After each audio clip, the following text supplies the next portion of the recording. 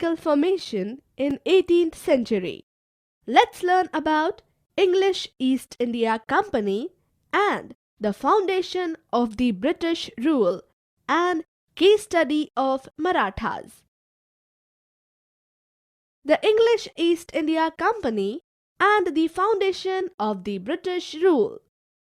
During Aurangzeb's reign, the English East India Company had already acquired foothills in Surat, Madras, now Chennai, Hooghly and Kasim Bazar. In 1661, when British Prince Charles II was married to a Portuguese princess, received the land of Bombay, Mumbai. Later, this place was sold to the company and it developed into a very important commercial center. Shah Jahan and Aurangzeb had granted the East India Company the company trade concession. They soon began to misuse their privileges, and this led to an inevitable clash with the Mughals. In 1686, Aurangzeb took away most of the company's trading posts in Bengal, which brought the company's officers to ask for Aurangzeb's pardon. In 1690, Job Charnock laid the foundation of the city of Calcutta here. This is how a major center of the English East India Company came into existence during the reign of Aurangzeb. By the end of the 17th century, Bombay, Madras and Calcutta were the three major trade centers of the English East India Company. The succession of weak Europeans started asserting themselves, control over trade annexed territories. Thus, Aurangzeb's Deccan and Rajput policies, the economic breakdown and crisis, the week later, Mughal rulers' foreign invasions, the coming of the British and internal revolts by various states brought about the downfall of the mighty Mughal Empire. Case study: the Marathas Shivaji. The Marathas under Shivaji posed threats to the Mughal Empire. The Marathas lived in hilly areas of the Konkan and Pune. These are a part of Maharashtra today. His mother Jijabai and his tutor Dadaji Kondadev had great influence in his life. In the 17th century, he organized and united the Marathas. His ambition was to be a king himself. Guerrilla warfare was a style of battle where armies did not fight face to face. The Sultan of Bijapur captures forts due to his prowess and success. He came to be known as the Mountains Rat. However, he had to suspend his attacks for some time because the Sultan had imprisoned Shivaji's father and would not release him till Shiva stopped his guerrilla. Afzal Khan was sent to negotiate with Shivaji, but he wanted to kill him.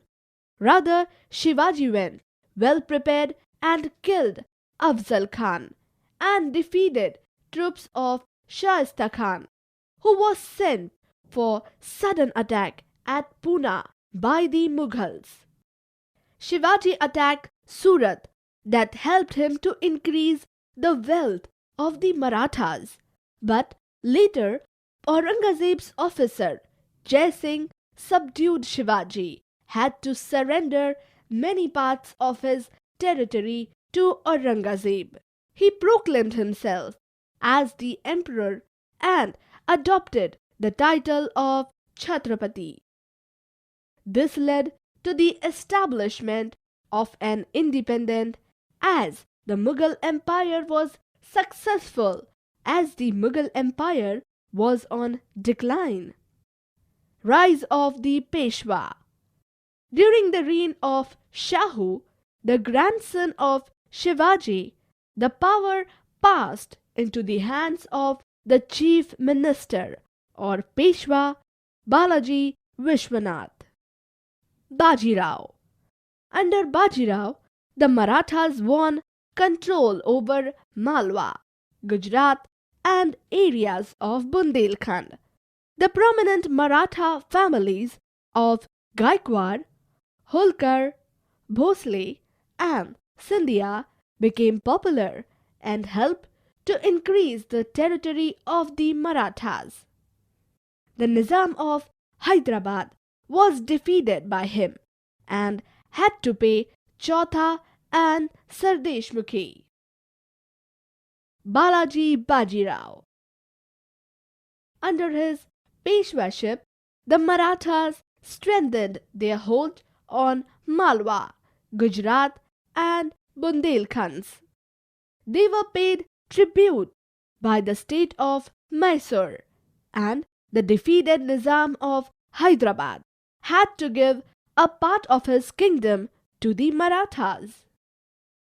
However, when they occupied Punjab, they came in direct conflict with Ahmad Shah Abdali. Alliances were formed between Abdali and the rulers of Awadh and Rohilkhand. The Third Battle of Panipat in 1761 was fought between the Marathas and Ahmad Shah Abdali. Madhav Rao. The next Peshwa Madhav Rao was able to win back the lost territories of the Marathas. After the death of Madhav Rao, the Marathas became scattered and there was a struggle for power amongst them, and the British finally overpowered them. Their rule came to an end in 1818. Fall of the Marathas. Though the Marathas had built a very powerful empire, there were reasons for their fall.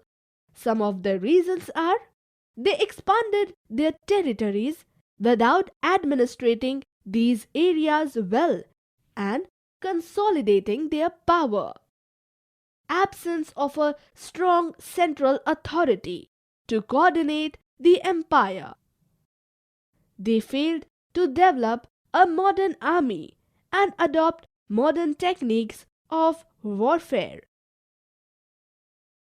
Administrative organization was not strong.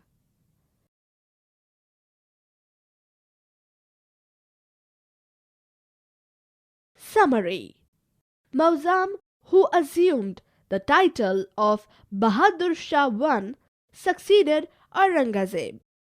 Invasion by Nadir Shah in 1739 and later by Ahmad Shah Abdali left the Mughal Empire weak and damaged. A number of independent states arose like Hyderabad, Mysore, Awadh, Bengal, Punjab, the Marathas and the Rajputs. The Third Battle of Panipat led to the decline of the Maratha power and gave the East India Company a chance to consolidate its power. There were a number of reasons for the fall of the Marathas, like absence of a strong central authority, internal rivalries, and conflict, etc. That is all in this lesson. Keep learning.